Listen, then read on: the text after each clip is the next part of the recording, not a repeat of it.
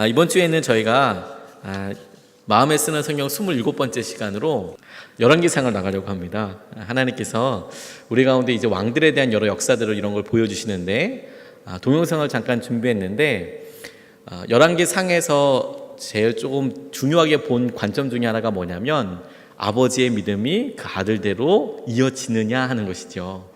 다윗의 믿음이 솔로몬에게 이어졌느냐, 솔로몬의 믿음이 르호보암에게 이어졌느냐, 르호보암이 갖고 있었던 그나마의 믿음이라고 할 수 있는 것들이 그 아들에게 전해졌겠는가, 이런 여러 가지 질문을 하다 보니까 아버지와 아들과 관련된 그런 동영상을 잠깐 준비했습니다. 잠깐 보시겠습니다. 충선이 아빠, 진영이 아빠. 항상 미안해요, 걔한테는.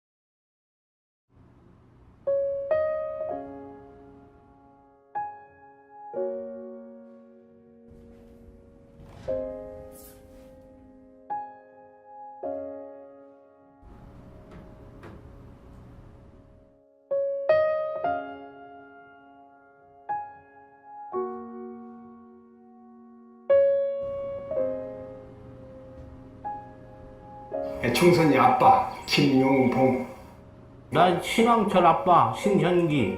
이영근입니다. 큰아들이. 저 영우 아버지 되는 사람입니다. 조유섭 아빠. 진영이 아빠. 성함은 김성복. 생각나지요. 그 아들, 딸만 낳다가 아들 가졌는데 요번에도 딸이 못 갈까 했는데 네 엄마, 아빠, 동생한테 신경 써주고 고맙고. 부모로서 이렇게 뭔가를 충분하게 해줘야 되는데 그런 것도 못 해주고 그래서 참 마음이 아픕니다. 아들이라는 것은 어느 누가 바꿀 수도 없는 것이고. 크게 도와주지도 못했고 했는데 그들이 알아서 잘 커가지고. 계속 부족한 게 부모 마음 아닐까요? 죽는 순간까지 그런 제가 그런 마음으로 살고 있어요. 계속 부족한 거예요. 너무 엄하게 했던 게 그게 지금 미안해서 미안해.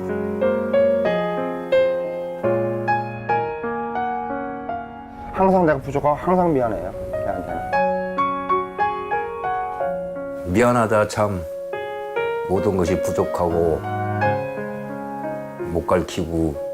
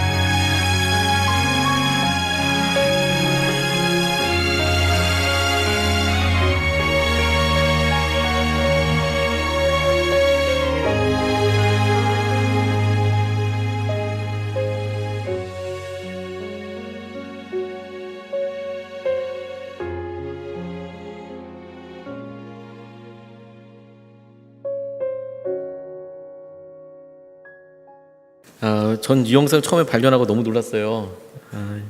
하나님께서 여러 생각들을 되게 많이 나게 해주셨는데 제가 아버지와 갖고 있었던 여러 관계들도 있지만 하나님께서 우리에게 주시는 은혜들을 다윗과 솔로몬이 또 그 이름으로 계속 이어지게 할 때 어떻게 전달해주고 있을까? 진심과 진심이 통하고 있을까? 이런 생각이 제게 들었습니다. 하나님께서 우리에게 주신 은혜들이 있잖아요. 그 은혜가 다음 세대로 이어지게 될 것인가? 다윗은 누가 보기에도 하나님 마음에 합한 사람인데, 그런데 그 마음이 솔로몬에게 이어졌다고 봐야 할 것인가? 솔로몬은 누구보다도 지혜로운 사람이었는데 그의 첫 마음이 그의 마지막까지, 혹은 그의 첫 마음이 그의 아들 르호보암에게 이어졌던가? 열왕기상에서 많은 왕들의 이름이 나오는데 하나님께서 우리에게 집요하게 계속해서 반복적으로 묻고 계시는 말이라고 생각이 들었어요. 이 아들이 이렇게 된 것에 대해서 저는 읽으면서 누구 책임이냐 이렇게 물어보시는 것 같은 느낌이 제게 들었어요. 말씀에는 그렇게 나와 있지는 않지만 성경을 통독하면서 제가 아비 된 자로 내가 제 아이들에게 어떻게 하고 있는지에 대해서 하나님께서 이렇게 물어보게 하시는 것 같더라고요. 그런 의미에서 믿음이 혹은 왕권이 하나님께서 주신 은혜의 축복이 어떻게 계속해서 그 사람을 통해서 믿음으로 증폭이 되느냐, 혹은 믿음이 축복에서 저주로 바뀌는 순간들은 어떤 것이었느냐, 주의 깊게 볼 필요가 있겠다고 생각이 듭니다. 열왕기상 말씀은 그 분열왕국 시대에 대해서 말을 하고 있는데요. 그런데 예레미야가 썼다라고 많은 사람들이 이야기합니다. 예레미야가 썼다, 기록된 때가 한 600년 정도인데 예레미야가 썼다라고 이야기는 하지만 많은 다른 가설들이 있어요. 그러니까 예전 작품들은, 성경 말씀들은 저자가 쓰여져 있는 경우는 비교적 깔끔하게 누구가 썼는지는 아는데 저자가 없는 경우들은 다양하게 여러 생각들이 있습니다. 왜냐하면 많은 사람들이 구전과 또 여러 작품들이 카피돼서 남아있다 보니까, 그러다 보니까 조금 어려움이 있는 거라고 생각하시면 되겠습니다. 그래서 기록한 역사가 한 120년 정도의 1100년서부터 한 900년경까지 쓰여져 있습니다. 여기서 하나님께서 한마디로 이야기하면 솔로몬에 대한 이야기가 쭉 나와 있는데요. 솔로몬이 재임했을 때, 그리고 솔로몬 이후에 그가 어떻게 범죄하고 나라가 분열되어 있는지에 대해서 각각 1장서부터 11장까지, 12장서부터 마지막까지 남아 있습니다. 먼저 우리가 조금 구체적으로 살펴볼 수 있도록 하겠습니다. 솔로몬 왕에 대한 이야기인데 왕의 즉위에 관련된 이야기가 나오죠. 그리고 다윗이 여러 이야기를 권면하고 죽습니다. 그런데 통치 초기와 관련된 이야기가 2장서부터 나오는데 기브온에서 1천 번제를 드렸던 이야기가 나옵니다. 저는 이 기브온 이야기를 보면서 특별히 주목하게 된 말씀이 있었어요. 열왕기상 3장 9절 말씀 우리 같이 한번 읽어보겠습니다. 시작. 누가 주의 이 많은 백성을 재판할 수 있사오리이까 듣는 마음을 종에게 주사 주의 백성을 재판하여 선악을 분별하게 하옵소서라고 이야기합니다. 어떤 대목인지 아시겠습니까? 1천번제 이후에 하나님께서 그의 꿈에 나타나셨습니다. 뭘 줄까? 뭘 해주기 원하느냐? 라고 이야기할 때 솔로몬이 뭘 구했죠? 지혜를 구했다고 우리는 알고 있지 않습니까? 그런데 지혜를 구한 게 아니었더라고요. 보이십니까? 듣는 마음이라고 표현되어 있는 거예요. 듣는 마음. 똑같은 성경을 메시지 성경에는 이렇게 표현했더라고요. 똑같은 절입니다. 같이 한번 읽어보겠습니다. 시작. 제가 원하는 것은 이것입니다. 하나님의 음성을 듣는 마음을 주셔서 주의 백성을 잘 인도하고 선악을 분별하게 해 주십시오. 듣는 마음이라고 표현할 때 그 듣는 마음을 히브리어 원어로 보면 지혜로운 마음이라고 표현되는 레브 쇼메아라는 단어를 씁니다. 하나님께로부터 내가 무언가를 듣는 것. 이 듣는다는 히브리 언어의 뜻이 한국말이랑 굉장히 비슷해요. 그래서 우리 부모들이 자녀한테 말 좀 들어라 이렇게 이야기하지 않습니까? 그 들어라 할 때 이게 순종해라, 따라라 이런 말이 있잖아요. 히브리어도 똑같습니다. 지혜로운 마음을 주는다라고 할 때 이 쇼메아라는 단어가, 레브라는 단어는 마음이란 뜻이거든요. 이게 샤브라는 단어를 쓴 건데 이게 순종하다, 하나님께 내가 무언가를 듣다 이런 뜻에 있는 거예요. 그러니까 듣는 마음이라고 이야기할 때 하나님께로부터 내가 듣는 마음, 하나님의 말씀에 대해서 내가 순종하는 마음이라고 설명되어 있는 것이죠. 많은 사람들이 솔로몬이 지혜를 구했다고 이야기할 때 그 지혜가 특별하게 어떤 달란트처럼 다른 사람들에게는 없는 어떤 탁월한 어떤 지적인 능력처럼 생각하게 되지만, 실제로 솔로몬이 1천 번제를 통해서 하나님께 구했던 것은 무엇이냐면, 하나님 제가 하나님 말씀 잘 알아듣게 해주십시오. 하나님께서 내게 말씀하시는 것에 대해서 제게 레브 쇼메어를 주십시오. 쇼메어를 주십시오. 하나님께서 내게 하시는 것을 내가 잘 알아차리고 그 말씀 그대로 내가 알아차리게 해주십시오. 라는 것이 기도 제목이었던 것이죠. 이게 하나님 보시기에 너무 귀했다는 거예요. 하나님께서 그래 네가 평생 내 말에 순종하겠다라는 거지. 그게 내가 이 많은 사람들을 어떻게 선악간에 분별할 수 있겠습니까? 하나님 말씀을 잘 알아듣게 해주셔서 그 음성에 잘 순종하게 해주셨어라는 표현이 하나님께 네가 평생 내 말대로 살겠다는 말이겠구나 이렇게 들려지지 않았겠습니까? 실제로 그런 표현이라는 생각이 들었어요. 하나님께서 당신 말씀으로 순종하는 사람들에게만 주신 탁월함이 있는 겁니다. 탁월함이. 그래서 이 놀라운 지혜로운 마음들이 첫 번째 사건으로 드러나게 된 것이 너무도 유명한 사건이죠. 열왕기상 3장 26절에서 28절까지 나와 있는 말씀인데 살아있는 아이를 이렇게 분별하는 그런 사건이 나와 있습니다. 다른 사람들이 이것을 보고 너무 깜짝 놀랄 만한 일이라고 생각이 들었지만 하나님께서 이 중요한 상황들을 하게 하는데 보여져 있는 것이 아니라 그 사람의 심중과 그 사람의 마음을 읽는 하나님께서 첫째 아이, 살아있는 아이를 어떻게 분별할지, 그 부모를 분별할지에 대해서 마음을 주시고 순종하는 것을 통해서 드러낸 사건이라는 생각이 들었어요. 설명할 게 좀 있지만 일단 넘어가겠습니다. 솔로몬 왕이 그와 같은 하나님의 지혜, 하나님께로부터 듣는 마음을 구하고 솔로몬에게 굉장히 많은 것들이 주어졌습니다. 재물도 주어지고 뭐 권력도 주어지고 엄청나게 많은 그런 것들이 주어졌지만 그의 삶이 그렇게 지혜로 말미암아 더 탄탄해지는 것처럼 보이는 과정을 겪었어요. 그래서 전국을 12행정구역으로 나누고 장관을 세우고 성전과 왕궁을 건축하는 것이 대표적인 왕권 강화의 그런 모습이었습니다. 그래서 그가 하나님께 구하였더니 하나님께서 그 성전을 지었을 때 이렇게 말씀하셨습니다. 열왕기상 9장 3절로 5절 말씀 우리 같이 한번 읽어보겠습니다. 그에게 말씀하셨다. 내가 나에게 한 기도와 간구를 내가 들었다. 그러므로 나는 내가 내 이름을 영원토록 기리려고 지은 이 성전을 거룩하게 구별하였다. 따라서 내 눈길과 마음이 항상 이곳에 있을 것이다. 너는 내 앞에서 내 아버지 다윗처럼 살아라. 그리하여 내가 내게 명한 것을 실천하고 내가 내게 준 율례와 규례를 온전한 마음으로 올바르게 지켜라. 그리하면 내가 내 아버지 다윗에게 이스라엘의 왕자에 앉을 사람이 그에게서 끊어지지 아니할 것이라고 약속한 대로 이스라엘을 다스릴 내 왕자를 영원히 지켜주겠다 라고 말씀하셨어요. 하나님께서 다윗에게 내가 놀라운 주의 은혜와 마음으로 너에게 이 가문이 끊어지지 않게 해줄 거야. 그리고 나서 솔로몬이 초기에는 하나님을 간절히 찾았거든요. 다윗에게 약속하셨던 그 은혜를 베풀어 주실 때 솔로몬에게 있었던 놀라운 은혜가 뭐냐면 부모에게 있었던 어떤 복, 그 복이 그대로 마치 물건이 물건으로 이어지는 것처럼 그렇게 흘러간 게 아니라 하나님께서는 직접 당신이 찾아가 주신 은혜를 주셨어요. 그래서 그에게 결단하도록 합니다.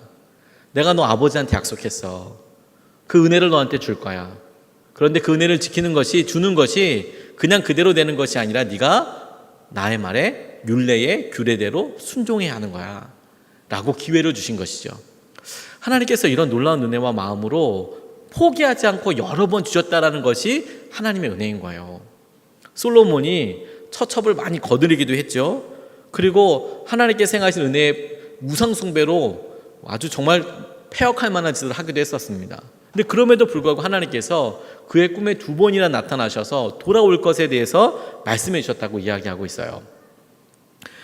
어쨌든 그에게 주셨던 이런 엄청난 지혜로움을 통해서 황금시대를 누리게 되었고 하나님께서 행하시는 사람 영광이라고 생각할 만한 것들이 있었지만 하나님께서 이미 그의 삶에 회유하시고 돌이키시고 이런 일들이 계속 진행이 되면서 솔로몬은 하나님의 뜻과는 상관없는 자기의 길을 가게 되고 걷게 되더라고요.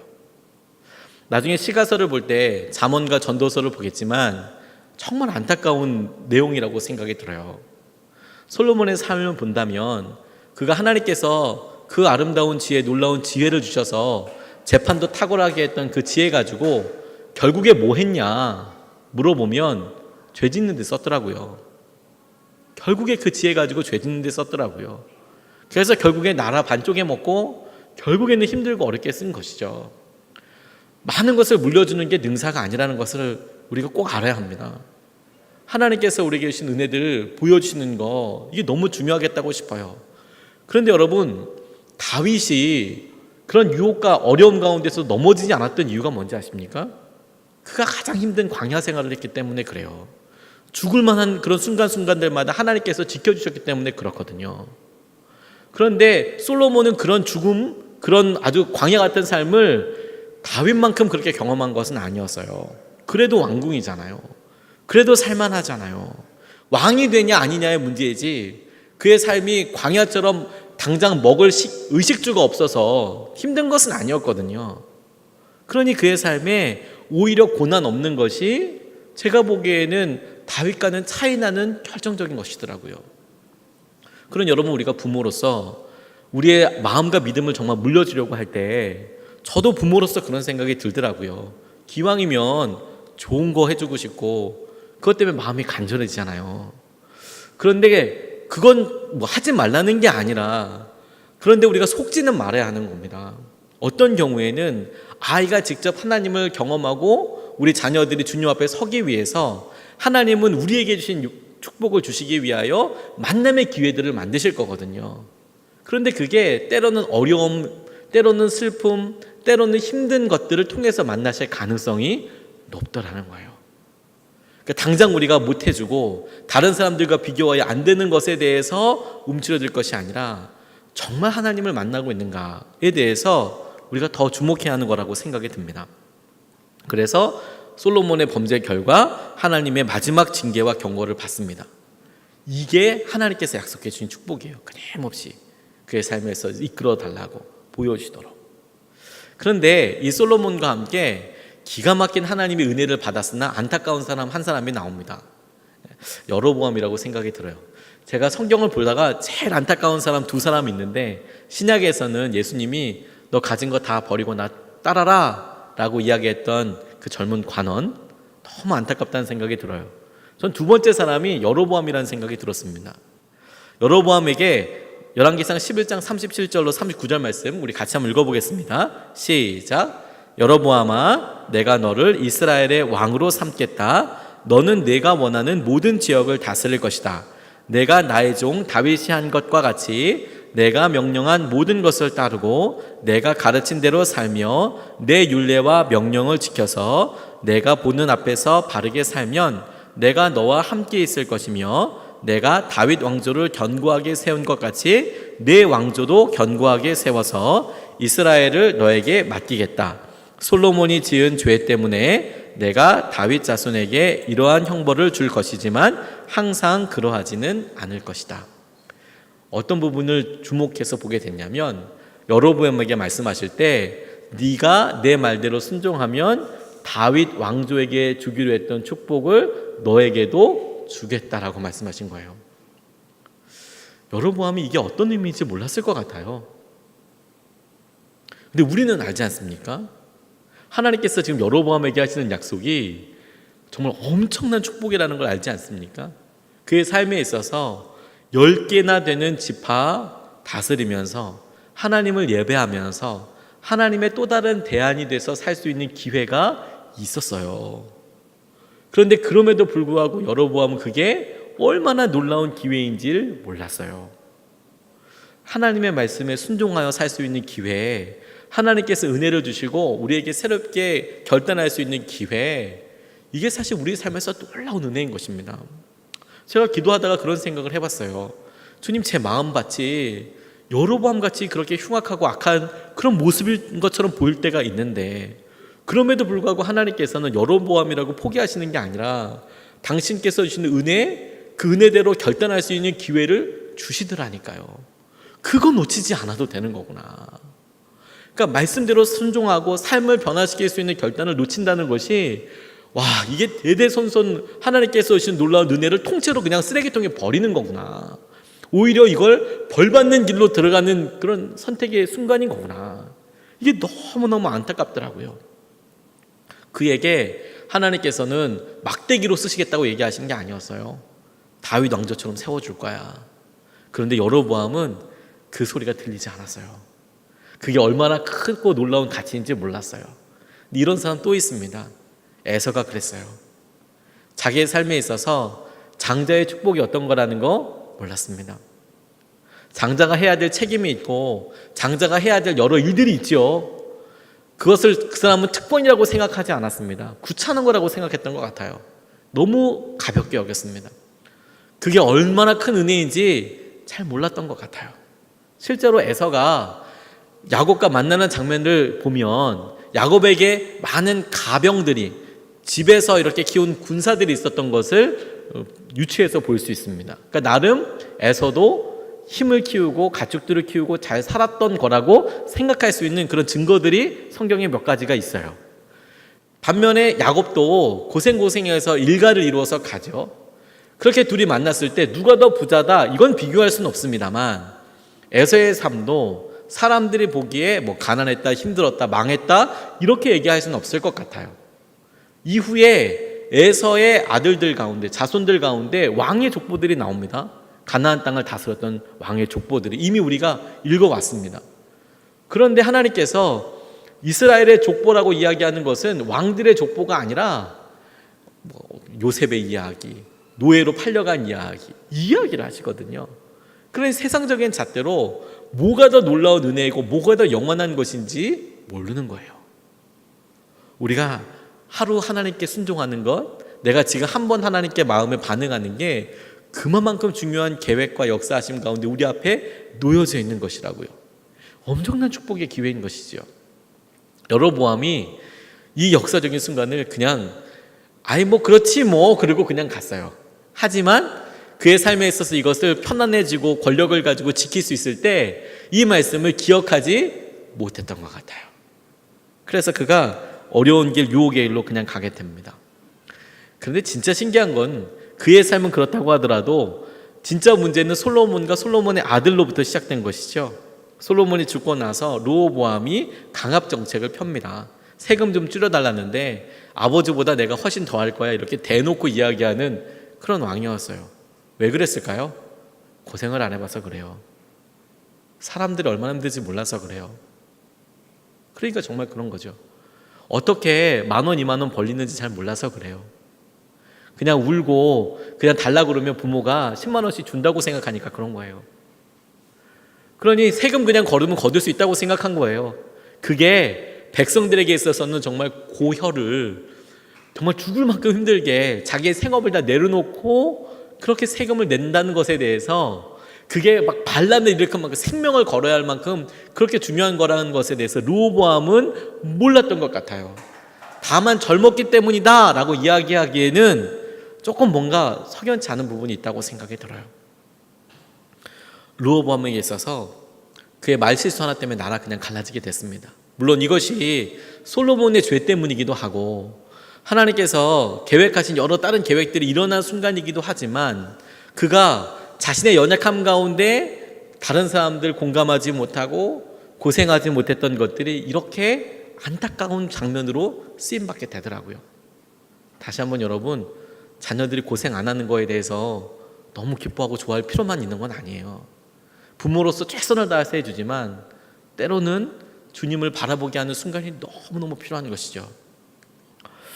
그래서 북이스라엘의 1대 왕이 여로보암이 됩니다. 10기 지파가 여로보암을 따라서 훅 가버립니다. 그런데 열왕기상 14장 16절 말씀에 이렇게 나와 있습니다. 제가 읽겠습니다. 여로보암은 자기도 죄를 지었을 뿐만 아니라 이스라엘까지 죄를 짓게 하였으므로 주님께서는 여로보암의 죄 때문에 이스라엘을 버리실 것입니다. 이렇게 나와 있습니다. 그의 아들이 아팠을 때 선지자에게 물으러 갔을 때 이야기해 준 것입니다. 아까도 이야기했지만 여로보암에게 다윗의 왕가를 그런 왕의 그런 권위를 주겠다고 이야기하지 않았습니까? 그런데 그가 돌이킬 수 있는 그런 순간들 저버렸습니다. 여기서 다윗 왕가랑 차이 나는 것 한 가지가 뭐냐면 솔로몬은 그래도 계속해서 말씀한다는 거예요. 돌아와라, 너 맞는다, 너 이러다가 멸망할 거다 몇 번이고 이야기하신다는 거 아니에요? 근데 여로보암은 그렇게 축복해 주시고 그거 아니다라고 생각하니까 그냥 걷어버리셨어요. 나라를 걷어버리셨어요. 그래서 북이스라엘은 칼날과 역성혁명, 성이 바뀌고 왕조가 바뀌는 그런 역성혁명이 계속 일어납니다. 피가 끊이지 않습니다. 반면에 남왕국 유대의 1대 왕은 르호보암이지만 그래도 그 다윗의 왕가가 이루어져서 쭉 왕조가 이루어져 내려와요. 그 표가 이런 겁니다. 상반되는 두 왕국이 이루어지게 되는데 유다 왕국은 하나님께서 세우신 대로 르호보암에 의해서 세워져 갑니다. 르호보암이 잘한 건 없지만 그럼에도 불구하고 다윗에게 하셨던 약속 때문에 하나님께서 계속 그의 자녀들을 왕위에 오르게 하셨고 거기엔 전통이 내려와서 레위인이 계속해서 예배를 드렸고 순종만으로 지켰고 솔로몬 성전이 있어서 그곳에서 예배를 드렸습니다. 율법에 명시한 대로 여호와께 정하신 대로 그렇게 예배도 드렸고 그렇게 살아갔습니다. 물론 여러분 지리적으로 봤을 때 이 남유다 그리고 함께 남아있는 베냐민 지파가 살고 있는 땅은 결코 부유한 땅이 아니었어요. 지리적으로 보았을 때 오히려 북이스라엘은 엄청 풍요한 곳이었습니다. 예루살렘에 있는 근처와 뭐 이쪽 밑에는 전부 다 광야 지방이에요. 그래서 좀만 나가면 엄청 뜨겁습니다. 풀이 별로 없어요. 반면에 갈릴리 저 납달리 쪽에 있는 그런 쪽은 이게 바다 있죠. 그 갈릴리가 바다지만 소금물이 아니라 민물이거든요. 그러니까 뭐 종려나무부터 시작해가지고 이런 게 많은 거예요. 그 물 퍼다가 그냥 농사지면 되는 거거든요. 관계수로. 사해는 바다이지만 갈릴리는 호수거든요. 바다가 아니에요. 바다라고 불리울 뿐 거긴 민물이니까. 그러니까 농업용수로 얼마든지 쓸 수 있었거든요. 그러니까 거기 땅이 다 부유한 거예요, 이렇게. 근데 그 땅이 오롯이 다 북이스라엘의 땅이 됐어요. 그러니까 사람들이요 그렇게 잘 사는 세상 것 바라보게 된다는 거예요. 그래서 왕이 자기 능력에 의해서 정권을 받게 됩니다. 하나님의 계획에 따라서 다윗이 보여주었던 약속에 의해서가 아니라 내가 능력이 있으면 왕이 찬탈하는 거야, 이런 식이죠. 제사장도 보통 사람들 가운데 자원하는 사람 있으면 그냥 시켰습니다. 그래서 직업적으로 목회자 제사장들이 나오게 돼요. 그리고 주도권을 인간의 편의에 둡니다. 예배 장소 단과 배달에 따로 지어줄게. 예루살렘 갈 필요 없어. 편하게 드려. 가까운 데서 하자. 이렇게 드려요. 날짜 바꿔. 왜? 철저하게 사람들 중심으로 가게 되니까. 하나님께서 우리에게 명령하신 것이 불편하니까. 근데 그 결과가 무엇이었냐면 그들에게 있어서 9왕조 253년 동안 지속되면서 끊임없이 막 피가 떠나지 않는 거예요. 피가 떠나지 않는 거예요. 그런데 여러분 이게 자기가 선택했던 순간서부터 온다는 거 아니겠습니까? 르호보암을 따라서 살 것인가 남을 것인가 아니면 여로보암을 따라서 갈 것인가. 우리가 믿음의 길에 있어서 내가 믿음 생활대로 살겠다고 순종하는 것이 그와 같다는 생각을 하게 되었어요. 내가 세상의 법대로 따라갈 것인가 하나님의 식대로 하나님의 법대로 살아갈 것인가 그렇게 노력할 것인가. 이게 우리에게 굉장히 중요한 도전이 되는 것이죠. 그래서 성경에는 길게 나와 있지만 간단하게 표 한 장으로 정리해 보니까 이렇습니다. 노란 쪽이 뭐냐면 유다인데요. 르호보암, 아비야, 아사, 여호사밧 이렇게 있습니다. 각각 재위 연도가 있고 뭐 그런데 외적의 침입을 받기도 했지만 멸망하지 않고 계속해서 있었습니다. 근데 이 아사 같은 경우는요 처음에는 잘 믿었어요. 유다의 중흥이 있고 북이스라엘과 전쟁도 하고 그랬는데 막상 라마를 빼앗기고 어려워지니까 아람의 지원을 요청하고 하나님께 의지하는 것에서 싹 돌아서요. 처음엔 잘 가다가 훅 떨어지는 그런 사람이었어요. 반면에 여호사밧은 그가 처음에는 어렵고 힘들어도 끝까지 하나님의 은혜를 붙잡으려고 노력했죠. 반면에 여로보암이 있는 여로보암 1세서부터 있는 이 왕조들은요 여로보암 1세, 나답, 바사, 엘라, 시므리, 옴므리, 아합, 아하시아에 이르기까지 열왕기 상에 나오고 있는데 아무튼 계속 이 사람들은 그 악의 한점을 계속 깨는 거예요. 이렇게 이 정도면 악하지 않을까? 날마다 갱신하는 거예요. 더 악한 왕이 나오는 거예요. 더 악한 왕이 7일 만에 물러난 사람도 있고요. 아주 희한한 사람이 있어요. 그 중에서도 역사적으로 엄청 기억되는 사람이 누구냐면 아합이라는 왕입니다. 그런데 특이한 것은요 아합이라는 그런 어마무시한 악한 왕이 있는데 하나님께서 그 아합이라는 왕에게 기가 막힌 당신의 사람을 보내주신 거예요. 엘리야. 이게 하나님께서 주신 은혜라는 생각이 들었습니다. 하나님이 악한 왕들이 있을 때마다 그냥 악한 왕들이 마음껏 다 끌려가도록 그렇게 하는 게 아니라 하나님의 사람들 꼭 붙이세요. 그래서 그 가운데 하나님의 말씀을 오히려 더 명확하게 드러나게 하시는 거예요. 그렇게 살면 안 된다고. 엘리야가 아합 그리고 이스라엘 사람들을 돌이키기 위해서 기적을 일으킵니다. 아합을 사랑해서 그랬던 것 같진 않아요.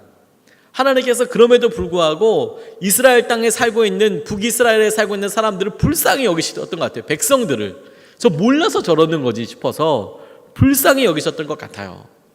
그런데 왕뿐만 아니라 백성들조차도 그냥 죄 짓는 것에 익숙해져 버린 것이죠. 하나님께서 포기하지 않으시고 계속해서 나아가시지만 백성들도 여전히 떨쳐버리지 않고 끊임없이 죄 짓고 살아가는 인생이 북이스라엘의 인생이에요. 그러다 보니 특별히 아합 왕만 따로 이렇게 보면 아합 왕이 엘리야 선지자랑 같이 여러 번 만나서 이야기하는 장면이 나옵니다. 그래서 마치 열왕기상은 엘리야가 마지막 화려한 엔딩을 하는 것처럼 이렇게 엄청난 일들이 많이 주목돼서 나오고, 열왕기 하에는 이제 엘리사가 등장하기 시작하거든요. 그래서 엘리야에게서도 몇 가지 일을 좀 생각해 보면 이렇습니다. 열왕기상 17장 15절 16절 말씀 같이 한번 읽어보겠습니다. 시작. 그 여인은 가서 엘리야의 말대로 하였다. 과연 그 여인과 엘리야와 그 여인의 식구가 여러 날 동안 먹었지만 뒤주에 밀가루가 떨어지지 않고 병의 기름도 마르지 않았다. 주님께서 엘리야를 시켜서 하신 주님의 말씀대로 되었다. 엘리야가 사르밧 과부를 찾아갔던 때 이야기입니다. 가서 나를 먼저 공개해라. 그러면 너의 집에 음식이 떨어지지 않을 것이다 라고 이야기하셨어요. 가뭄의 때이죠. 그렇게 부탁한다는 게 말도 안 되지 않습니까? 저라면 진짜 마음 어려웠을 것 같아요. 그런데 그가 그렇게 용기를 낼 수 있었던 이유는 딱 한 가지예요. 그가 하나님께서 계속해서 까마귀와 그리 시냇가에서 로뎀나무 밑에서 그렇게 먹여주시는 그런 시간들이 있었거든요. 그리고 하나님께서는 말씀하셨거든요. 거기 사르밧으로 가라. 거기 여인 만나게 될 것이다. 이거 아니었으면 아마 가서 절대로 그렇게 얘기 못했을 것 같아요. 근데 까마귀도 먹여주시는데, 그러니까 사람 찾아가서 이런 이야기를 할 수 있었던 거라고 저는 생각이 들었습니다. 그런데 하나님의 복이 가뭄의 때에 하나님께 순종하고 나아가면 복을 쏟아부어 주셔서 엄청나게 부유하게 살 것 같잖아요. 그런데 사르밧 과부에게 주신 복은 뭐냐면, 뭐 정부비 포대로 가마니로 막 몇십 가마니가 한꺼번에 들어온 거 아니고, 그날 하나님께서 공급하여 주시는 한 움큼의 가루와 기름들이 생기는 거였어요. 날마다 놀랍죠. 그런데 날마다 딱 먹을 만큼만 주시는 거예요. 하나님께서 우리에게 공급해 주시는 거, 이거 너무 큰 은혜더라고요. 가뭄의 때에 하나님께서 우리를 살려주시는 방법이, 우리는 하나님 통 크기 한 번만 쏴주세요. 한 번이면 돼요. 번호 몇 개만 날려주셔도 되잖아요. 8자리라는데 그거 몇 개만 날려주셔도 제가 집도 바꿀 수 있고 좋을 것 같아요. 이렇게 이야기할 텐데, 하나님은 그런 방법이 아니시고 날마다 먹여주세요. 그의 것으로, 그것도 가진 것으로. 그게 은혜 아닐까요?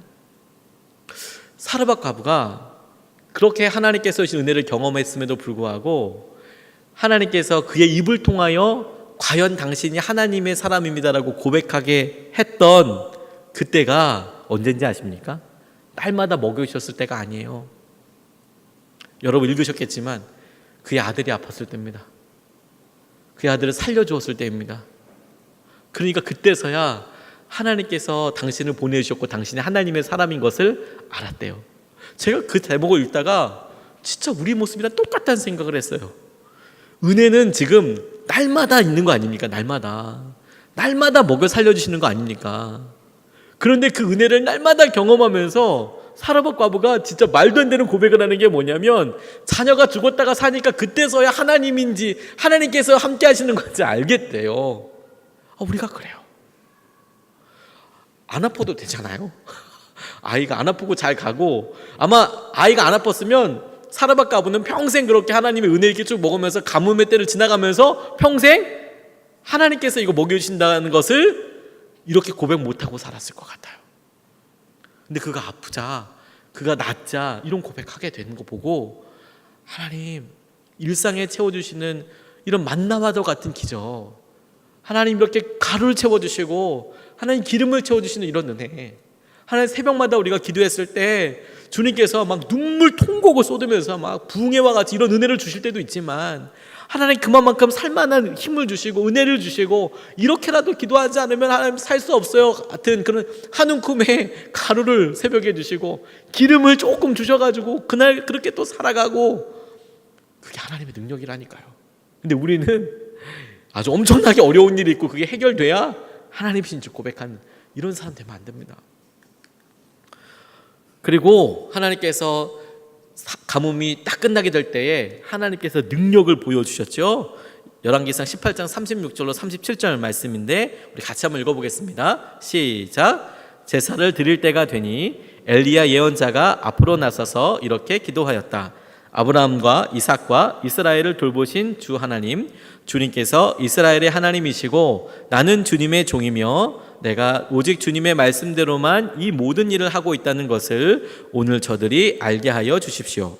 주님 응답하여 주십시오. 응답하여 주십시오.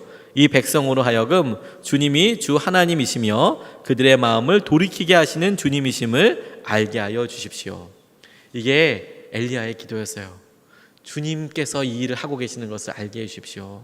주님이심을 드러내게 해 주십시오. 이 간절한 기도가 하나님께서 엘리야를 통해서 이루어진 거라고 생각하게 되었습니다.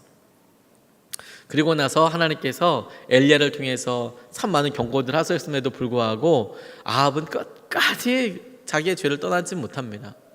이게 죄의 습성이에요. 죄 지었다는 거 얘기해 주는 사람도 있고 심지어 자기가 죄를 지었다는 걸 깨닫게 되기도 합니다. 아합이 회개도 하거든요. 그런데 끝까지 죄인의 모습으로 살아가요. 그러니 여러분, 회개의 기회를 놓치는 거, 이거는 그냥 우리가 다음 기회가 있어라고 그냥 쉽게 우리 스스로 결단한 거라고 생각하면 안 됩니다. 죄의 능력에 넘어간 거예요. 속은 거예요. 회개할 수 있는 기회 아합에게 몇 번 주어졌습니다. 근데 그가 스스로 회개도 했어요.